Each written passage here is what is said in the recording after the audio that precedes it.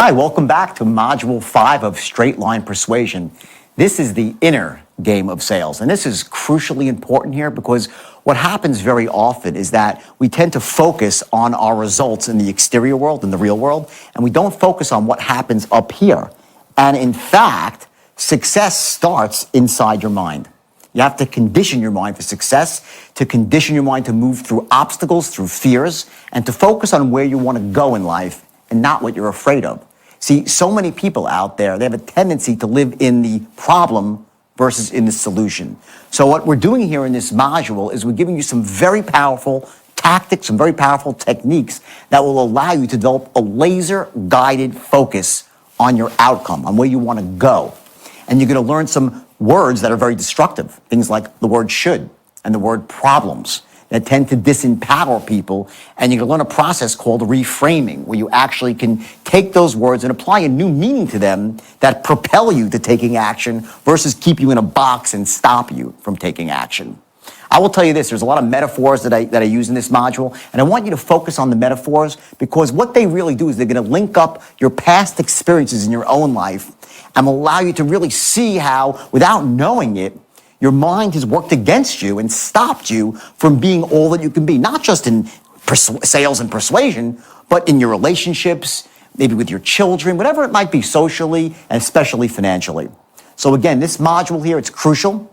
You're going to learn very basic tools here, but that are very, very powerful. They're all going to be easy to use, which is very important. And before you watch it, I want you to remember one thing here. And you're going to hear this in the module and see it on the DVD. That you are not the mistakes of your past. You are the resources and the capabilities that you've gleaned from your past. That, if anything, is the most crucial distinction in this DVD. And I've used this, by the way, when I work with a lot of kids who are for charity with the Salvation Army, kids who had terrible, terrible upbringings and have insult after insult dealt with them by their parents, by society. Many are addicted to drugs. They're living on the streets. And when I get these kids in a room for a couple of hours and I work with them closely, the core message I get through to them is that everything that happened in your past that was an insult or that hurt you, it now becomes muscle for you to go forward, to get that learning from the past and to get tough, to be able to go forward right now, to move through fear, to move through uncertainty, and to move through self-doubt, most of all, to keep your eye focused on where you want to go. So remember, keep your action book handy, make notes, watch for the metaphors related to your own life, and I'll see you on the other side.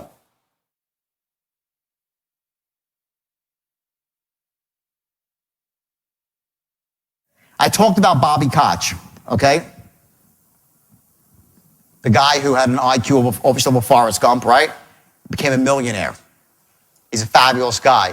And what Bobby Koch really exemplified, that trait he has, which you could call your standards in life, the standard you hold yourself to, what you will not settle for less than, okay?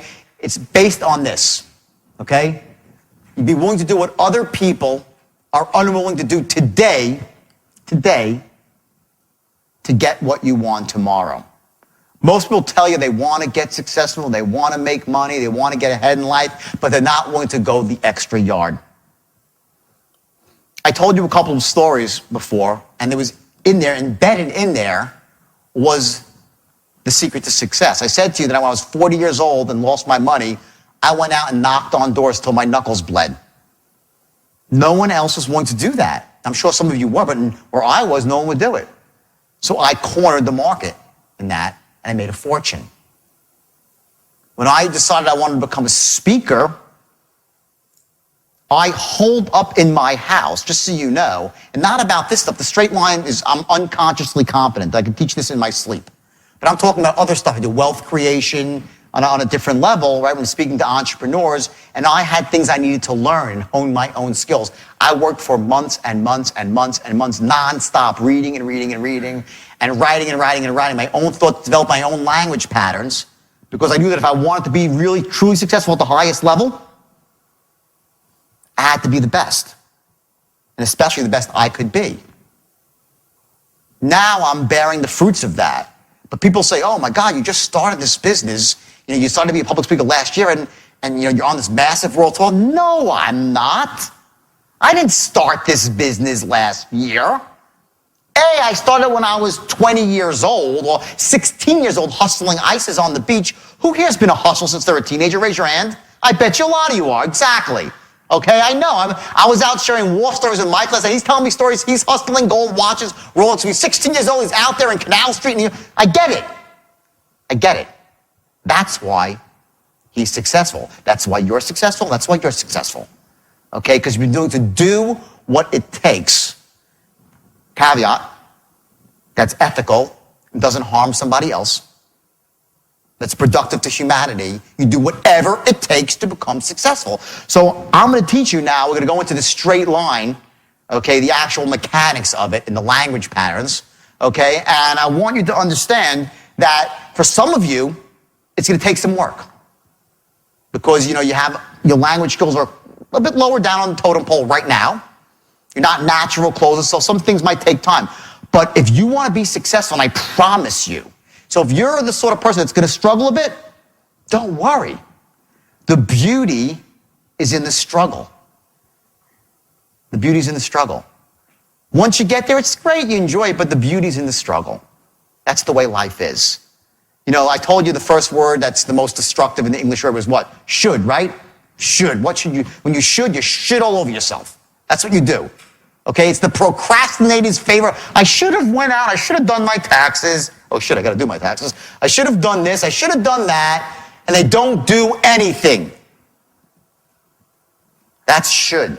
The second most destructive word in the English language is this.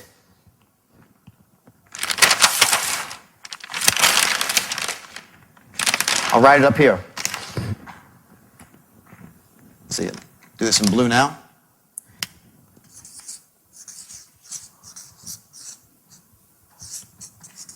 Problems. Everybody's got a freaking problem. Problem. Everyone's got problems, right? What a load of crap this word is, problems. I want you to wipe this word out of your language patterns, okay, and replace it with this word. Challenges. That's the word. Problems is disempowering and overwhelms you. Challenges you meet head on and you rise up to them and you overcome them. Another word for this, obstacles, barriers, whatever is standing in your way from you and your goal and your vision. Change the word problems to challenges. Remember I said to you before earlier, who has more problems, rich people or poor people, right? Poor people's like, well, poor people. No, they don't. Rich people have more problems because they got a lot of more shit going on. And there's always a problem. There's always a problem when you have money. It's just less painful to handle it. The real word, the word that empowers you, is challenges. Look at it this way. And I know most of you are successful, but some of you probably right now are struggling financially. It's been a tough time in the economy, and some of you are on the way you're bouncing back, okay? And one of the things I say to groups of people, especially when they're struggling, when I'm doing a seminar, it's about wealth creation. There's a lot of people that really, they really want to be entrepreneurs, and they're not there yet. And they're so caught up in the muck and mire of their past, in their past mistakes, their past failures, and they're so invested in that, and they just don't think of themselves in terms of being a guy or a girl who could be successful. And let me just tell you something. Here's the real deal. If there's one thing that you get out of this for non-sales, it's this. Just for your life, you are not the mistakes of your past. You are not the mistakes of your past. You are the resources and the capabilities you've gleaned from it. There's a huge difference. As soon as you make that shift in your life, you're going to realize that anything that's happened to you bad is your greatest asset. I was interviewed on TV in New Zealand. It's online, by the way. You can find it like last week. And I'm being interviewed by this guy, and it's a great interview from New Zealand TV. And the last question, he goes, you're making millions and millions of dollars right now. And, in some way, don't you think, are you saying you're glamorizing that, you can, commit a crime and now make millions and millions of dollars? You wrote bestsellers, you're on the tour. And this was not an adversarial interview. This was a very friendly interview. He asked me a genuine question. It wasn't like, aren't you? He was very nice about it. And I was kind of stunned for a second because I hadn't thought about it. And I said, absolutely not. I said, my past is my greatest asset. What happened to me, now I'm not proud of what I did, and I feel bad. I have remorse. Remorse, not guilt. Guilt is a loser's emotion. Remorse is the emotion that allows you to move forward and do things right. Guilt's like, oh, I feel so guilty, oh, woe is me, and you want sympathy, oh, poor you. That's bullshit. Remorse is the empowering emotion. My past is my greatest asset. My past has allowed me to have the credibility to stand up in any room and know that I don't just talk the talk, but I've walked the walk, that I've made mistakes. I represent the people that are down at the bottom, no matter how low you've fallen on the totem pole of life, of relationships, of love, anything. I lost everything, not just my money. I lost my wife. She walked out the door the day I got indicted, guys. The day I was walking down the courthouse steps and she said, I want a divorce. Imagine that. Not that I was a model husband or anything while I was married to her. Those who read my book know that. But my point is this. In one day, I lost my freedom, my money, and my family. And I wanted to crawl up in a hole and die. I wanted to crawl up in a hole and die. So if you're in a spot in your life right now, I hope you're not, but if you are, I want to tell you something. There is no level, no matter how low it is, that you can't come back from like gangbusters. Because I did it. I'm living proof of it. I'm living proof.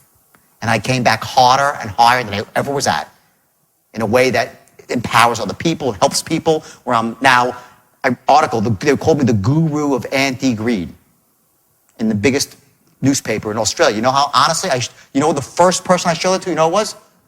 My children. I said, look at your dad. I said, look at this. I said, read this article. They called me the guru of anti, and I was proud. More than the money, more than any fame I might get. When I saw that, I had to show it to my son and my daughter. That's what it's all about. So I don't care where you are in life. If you're not where you want to be, that's okay. You're not your past.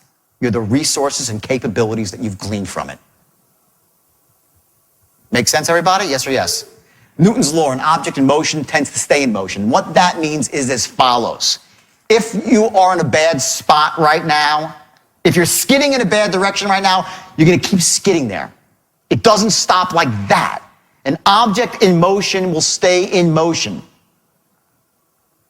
Imagine this. I'll tell you a story.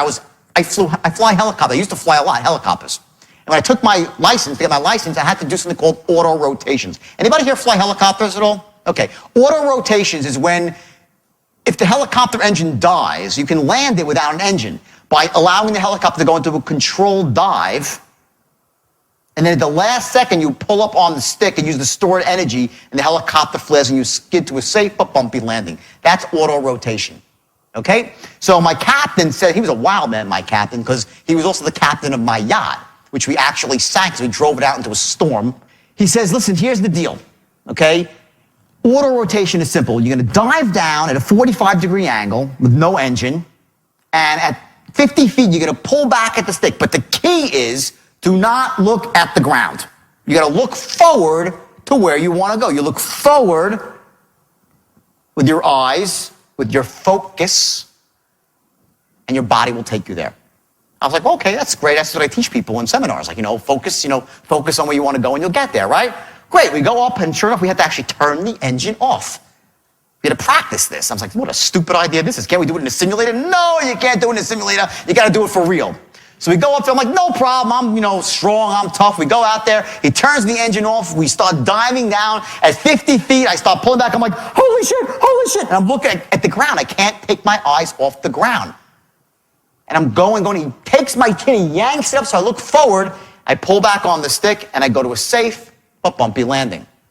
Ironically, I knew not to focus on what I was scared of, but that's human nature. We focus on what we're afraid of, and we crash into it. Because on what we focus on is where we go. Where focus goes, energy flows. What you focus on expands in your life. So if you're in a skid right now, here's the metaphor for your life. If you're not going where you want to go right now, don't say, oh my God, things are so bad, things are so bad. Boom, you crash right into it. You set a goal, and you look at the goal, not the problem. You don't invest yourself in the problem, you invest in the solution. And you keep looking at it. Now, what happened is this. When the helicopter was diving at 50 feet and I pulled back on the stick and I looked ahead, did it continue to dive? Yes. It had momentum. You get it? An object in motion will stay in the same motion. It has momentum. So my instinct was, shit, it ain't working. I want to see the hit. It's like when you want to get punched, let me at least see the punch coming, so you want to see the accident before it actually happens. Human nature, right? You want to look at it. Well, it's not going to crash. I might as well look. You ever see a guy? This is the basic. There's always a guy in a Ferrari, some stupid rich guy in Westchester. He's got a Ferrari and it's a wide open road and there's fields everywhere, and he crashed into the one telephone pole. Like, how the hell did that happen? Guess what?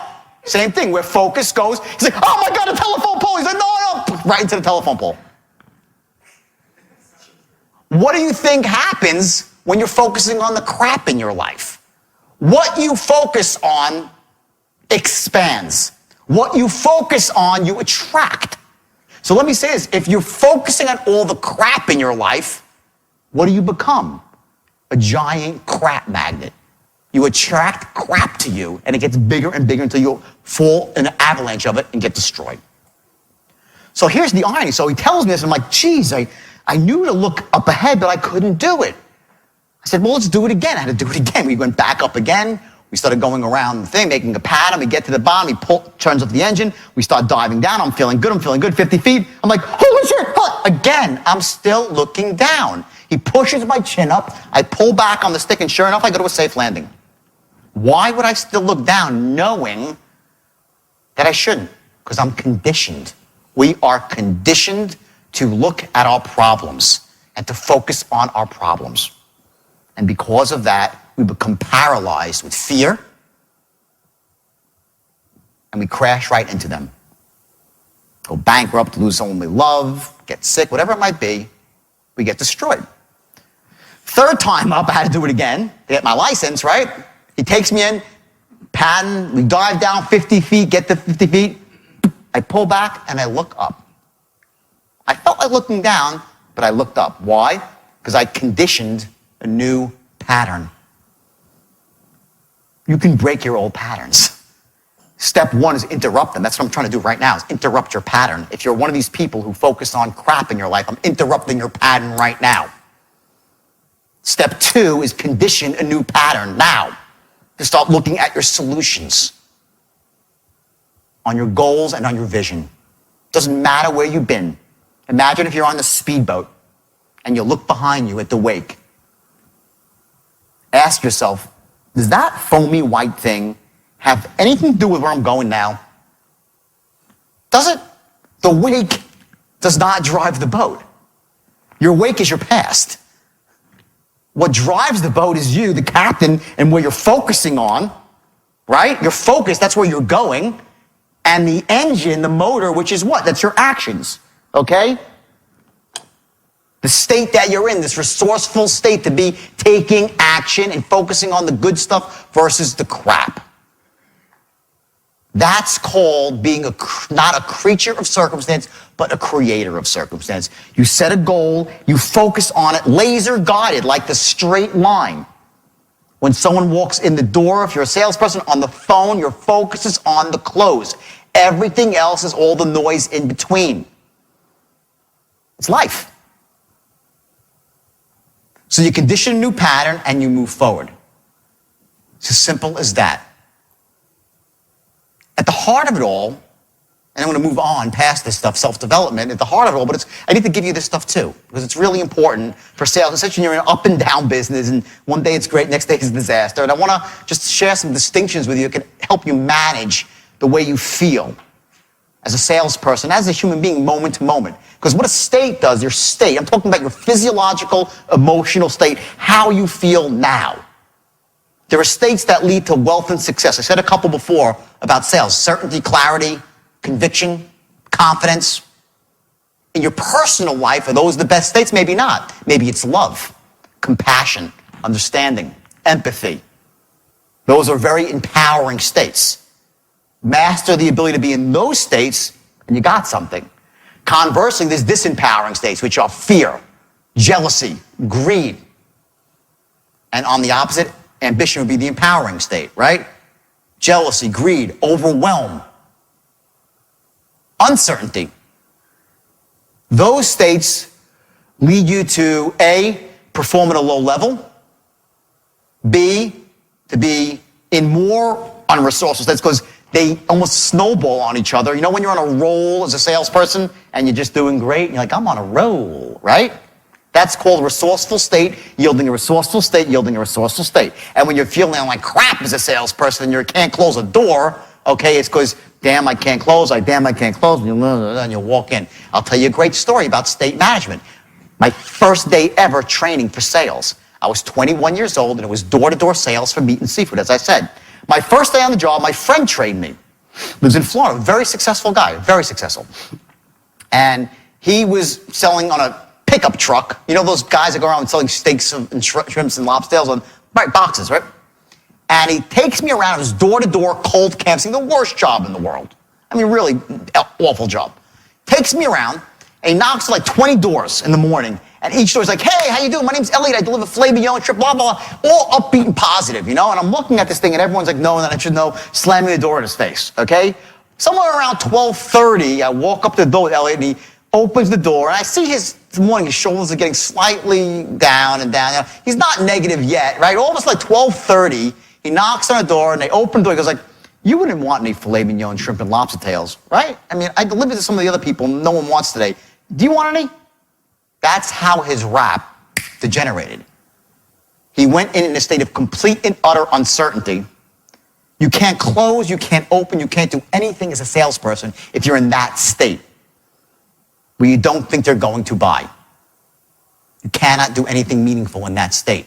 And I watched it before my eyes, a salesperson, and you must see this if you're in, especially if you're a sales manager and you're sitting in an office, you see someone that's not doing well, and you watch how they just sink and sink and sink, and they pick up the phone, they're like, hi, it's so-and-so calling from XYZ company. You really wouldn't want any of my product, would you? Not going to close a lot like that. That's the ability to manage your state. It's how you act in the moment. So you might be the best salesman in the world, but how are you right now? Can you close right now? You might be the best parent in the world, but if you're in a state of impatience, how great of a parent can you be? You might have read all the books on parenting. You might love your kids to death, but if you're in a disempowered state of impatience and overwhelm, can you parent? Yes or no? You can't. You might be the greatest closer in the world, but you're in a state of absolute uncertainty. Can you close? They pick on that up in a second. They pick up on it in a second.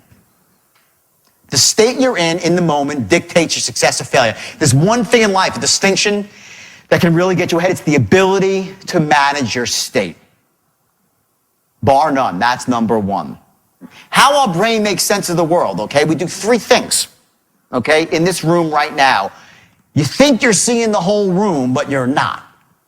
What you're doing is you're deleting, distorting, and generalizing everything around you to make sense of the world. Write that down. You delete, distort, and generalize.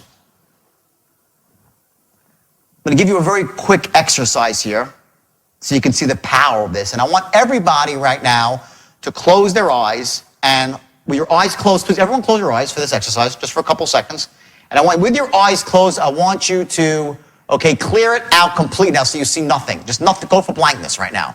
Okay? Okay? Okay? Now I want you to open up your eyes, okay? And I want you to look around the room for blue. Look for blue, look for blue, look for blue, look for blue, look for blue. As much blue as you can possibly find in this room. Look for blue, look for blue, look for more blue. Now stop and close your eyes, okay? With your eyes closed, I want you to think of everything in the room that's red.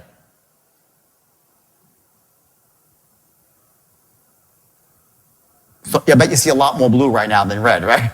Now open your eyes, and now start looking for red. Look for red, look for red, look for red.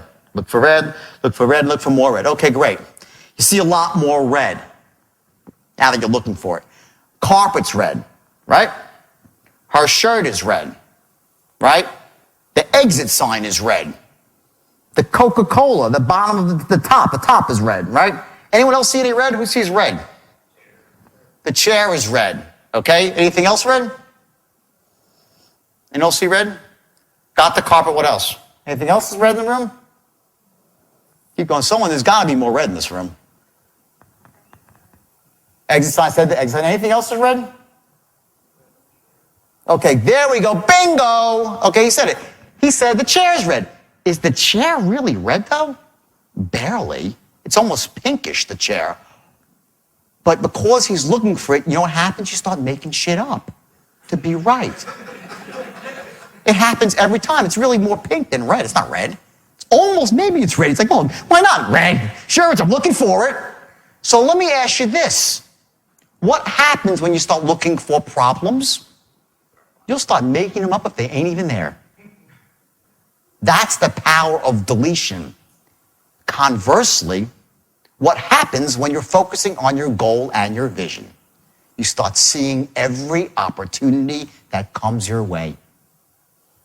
If you're out there looking for all the crap on the problem, the opportunities fly over your head every single time. You delete them out. There's a portion of your brain called the RAS, the reticular activating system. And what it does, it decides what you focus on and what you ignore. Because you can't focus on everything around you. There's too much data. Right now you're focusing on me, maybe that, maybe the person to your right, everything else. You're not feeling it. You don't hear the beating of your heart in your artery over here by your ear. You don't hear the hum of the air conditioner. Now you do. I ignited your RAS.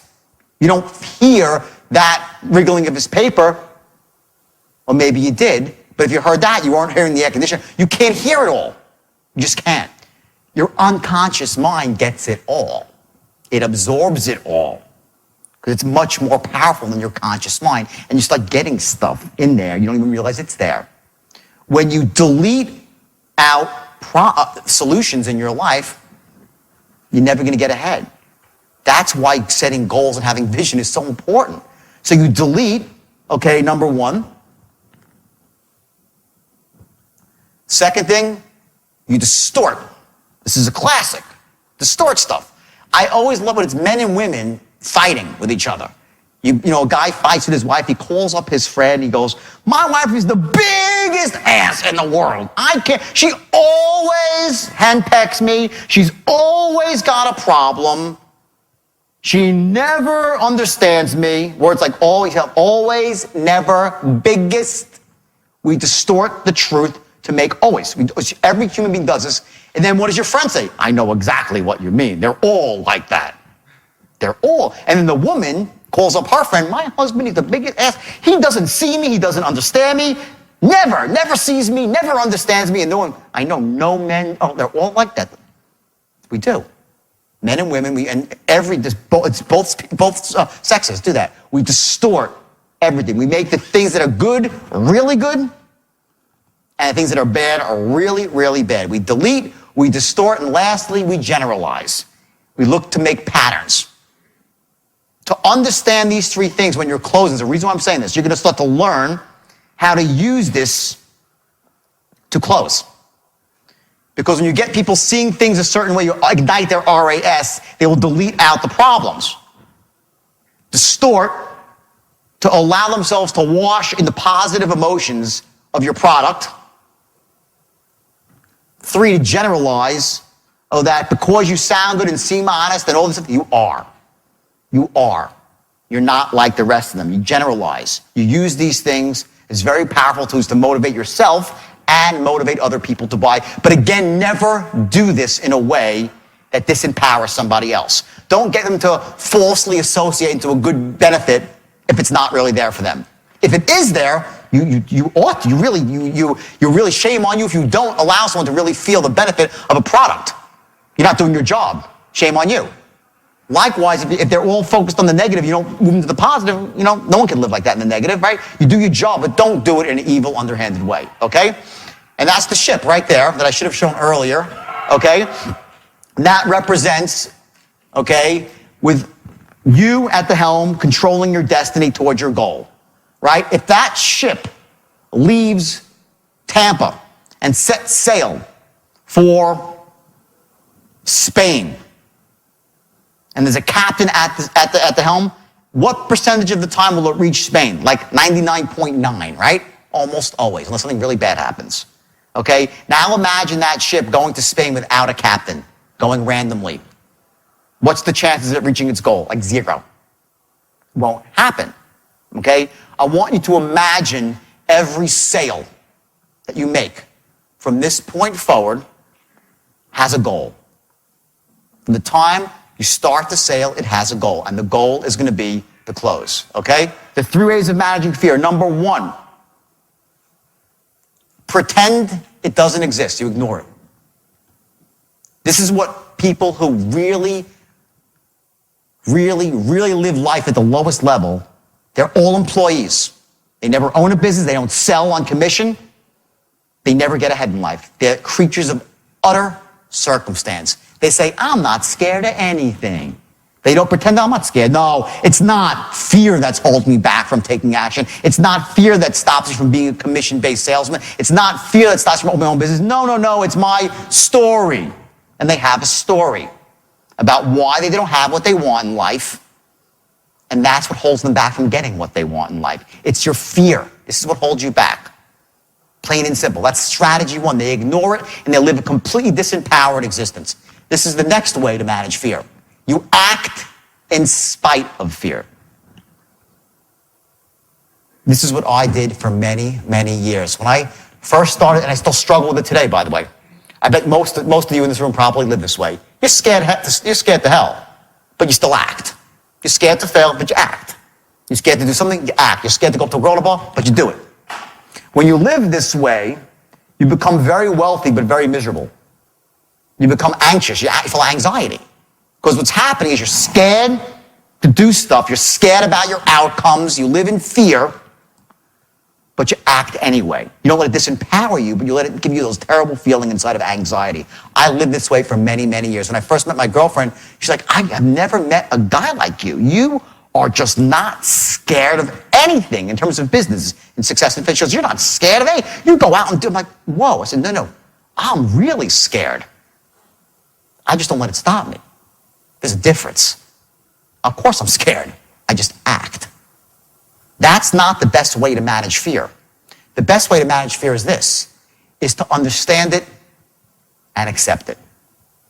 This is how you really manage fear and live an empowered life with positive emotions, not just money, but you live your life at a higher emotional level. And what that really means, when I say understand it and accept it, what it means is this, is to just accept the fact that most of the fears that you feel are smokescreens for deeper fears. And there's 2 fears that have really run deep for all human beings, and I'll tell you what they are. And the first is that in some way, on some level, you're not enough. You're just not enough. You're perceived by people that you love and like, you're not enough. You don't measure up. I had that fear my whole life. And I worked really, really, really hard to measure up, which is difficult when you're 5'7". Maybe 5'6 3/4. But either way, okay, I worked my whole life to measure up because in my mind, I felt like whatever it is, like, I wasn't enough. Okay? And I worked really, really hard. I don't know why I felt it, but I just did. I'm just being honest with you. And guess what? If we've all felt this way. If you're lying, if you're saying, no, not me, of course you did. The second fear that runs even deeper than not measuring up is that if I don't measure up, I won't be loved or accepted and liked. They won't love me. And I really felt that one too. And I'm sure at one point in life, not every day, you all have. You develop smoke screens to get around that. It's such a powerful, deep-seated fear. And it comes back, you know what it comes back to? When we were babies, it's not your fault or my fault. When we were babies, we made a very, very bad generalization. We delete, distort, and generalize. The generalization that we made is we equated attention and love as the same thing. We made that mistake as when we were this big. One day we were crying, we were perfect. They loved us. Our parents loved us. We were babies, we were perfect. We could poop in our diaper. They loved us. And all of a sudden, one day, you weren't that cute anymore. You were like a year and a half, and you cried, they're like, stop it. And you're like, what the hell happened here? I had it really good before. Some babies are like, wow, and no one loves them, no one likes them. Then all of a sudden, they fall down, they get hurt, and their mother runs, oh my God, And we find one of these people, we call them problem people. They know they get attention by having problems. If they hurt really bad, people will love them and they'll get attention. You have problem people. Other people, what happens is they, feel neglected, they're not getting that connection right, and all of a sudden they get up, they start to walk again, and mom's like, oh my God, the baby's walking, look. And an achiever's born. And they get their attention and love through achievement. That's what I did. Okay? Other people, okay, they're babies, they're not getting the attention, they feel that loss of love, and they go out and they break something. What did you do? They got the connection back. You got people that are always breaking shit. They're broken people, and they get the connection like that. Pleasers, breakers, achievers, problem people. There's a million ways to get the connection and love back. Which one are you? I'm an achiever. We all have our strategies we run to get the connection back, but at the heart of it all is this irrational fear that we won't be loved and we're not enough. When you accept that, when I actually took that into my heart and realized the truth is it doesn't matter whether I succeed or fail. My kids love me. My significant other loves me. My parents love me. My friends will love me. Once I got to that point, it allowed me to then operate at the highest level and feel good about it and not be miserable every single day about my outcome. You follow that concept? Okay, it becomes much different then. So try to take your fears, not overnight. You still struggle with everything. Remember when you're feeling fearful and you're feeling disempowered, and here's the devil's trick, is the story. It's almost like there's a circuit breaker effect that pops in. It's like you start feeling, boom, story. Oh, I'm not rich because the economy's bad. That's your story, okay? I'm not rich because my boss is an asshole. Okay? I'm not rich because I wasn't born rich. Guess what? That's what poor people, they were always rich. No, they weren't. 94% of the rich people in the world started out with nothing. And I'm one of them. I know there's others in this room too. Okay, so it's all excuses, it's all crap, okay? The system basically works. Okay, it's the bottom line. You have to sell yourself, not just on the straight line, but on your own life. Okay, when you focus on your life every day, you look at the successes, not the failures. I will tell you, and I had dinner with Mike last night, and we talked about this. It was very funny. He's like, God, I can't tell you how many failures I've had in my life. He started raffling with 12 businesses, fail, right? But at the end, and this is two guys talking about it in conceptual terms, right, to understand human performance, right? But I can promise you this, that when I go out into the world and I'm thinking and acting, I'm only remembering my successes. I don't invest myself in my failures. At the end of the day, it's the successes that you celebrate and you build on them. If you set a goal, I assure you this, and you will set goals today, I assure you that if you set a goal and there's 6 or 7 things required to achieve that goal, you will fail on 4 of them. You will. And I will use the word failure in a very special way because it's really feedback. But let's just call it failure for a second until we reframe that, okay? You'll fail on 4 of them, and 2 or 3 you'll be perfect, right? You focus on what's working. At the end of the day, you build on what's working, not on what's not working. You focus on your successes, you get yourself into a peak state, and you move forward. You change your approach for what's not working. And that's how you move forward in life, okay? We're gonna set right now, okay, 60-day goals. I wanna explain to you exactly what you gotta do here, okay? It's very simple, okay? I want you to set a goal, and I want this goal to be specific for the amount of money you wanna be earning at that point. I want you to break it down into how many sales you need to be closing to get to the point you want as a salesperson. Mostly salespeople here. How many hours a week you gotta be working, or a day. How many dials, whatever it is. I want you to get very specific on exactly what you want. I want you to set your goals, I said, not up at the ceiling. You raise your hand as high as you can and just a little bit more. That's where your goal should be. Reachable, but stretch. The greatest cause, the number one cause of mediocrity in this world is not that people set goals that are lofty and miss them. That's not what happens. Is you set goals that aren't lofty enough and you hit them. And you become average. Average sucks. Average doesn't make it in this world. It just doesn't, especially if you're in sales. You have to set your goals high enough so that they're meaningful when you hit them. Or else you'll set these little goals. Oh, I got my goal, great. Nothing happens.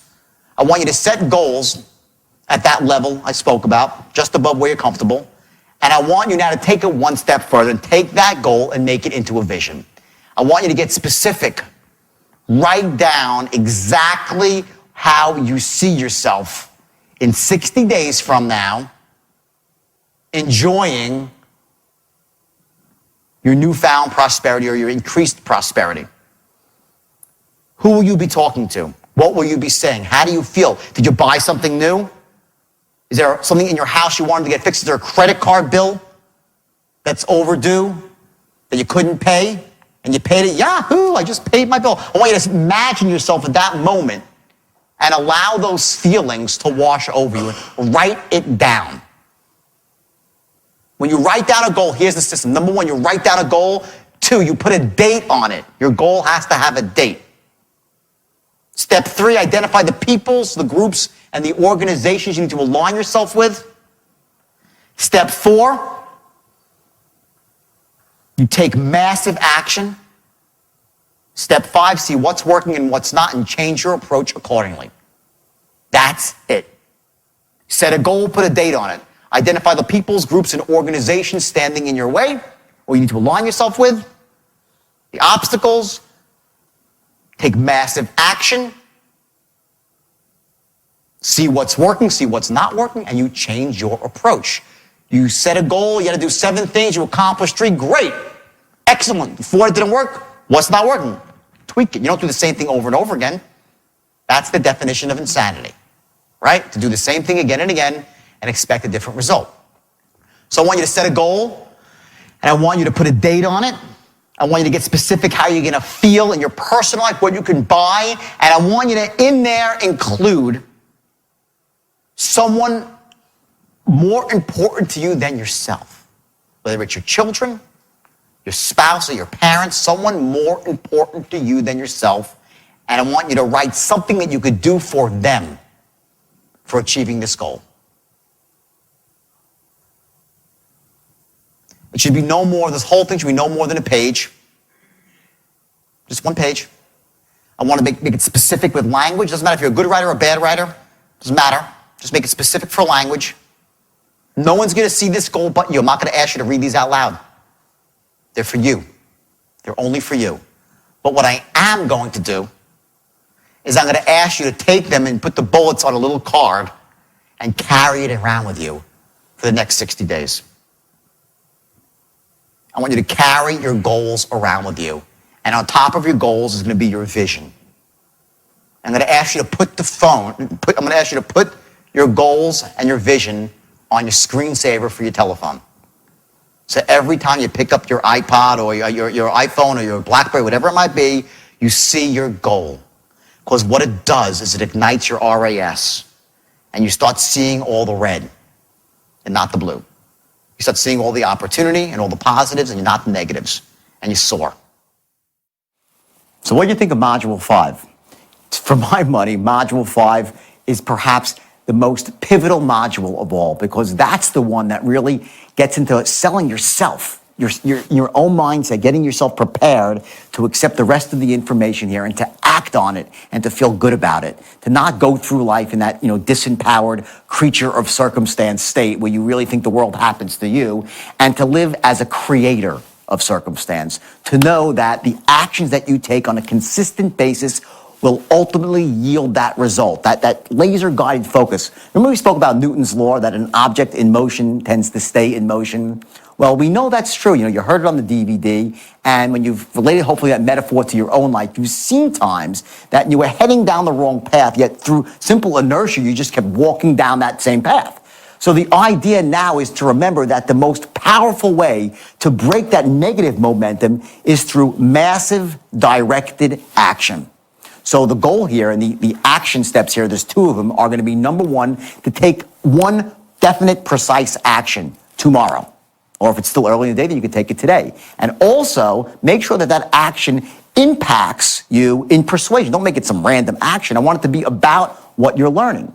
Secondly, we're going to set 60-day goals here and get serious about this. Remember, you got to put a date on your goals, identify the peoples, groups, and organizations you need to align yourself with, any skills you need to learn, and then you're going to take that massive action. And when I say massive action, by the way, it could be a baby step, because a series of baby steps together yield massive action. But make sure these baby steps are close enough together to break the negative momentum. And if you take the steps, you take the massive action, I want you to analyze your results, see what's working, what's not working, and you're going to change your plan accordingly. Shockingly, what you're going to find out is there's not that much that's not working for you when it comes to persuasion. And the reason is because you're dealing with a proven system. And that's the beauty of a system. See, rather than having to make all the mistakes yourself and figuring this stuff out, you're dealing with someone like me who's been doing this for, 23 years now, actually 25 years, I'm getting older, and who's trained thousands and thousands of people. And I've seen the struggles that they go through, and I've specifically designed and then redesigned the system to deal with those struggles, to make it ABC simple, step by step, move by move, to allow you to embrace these techniques so you'll be the best persuader you can possibly be.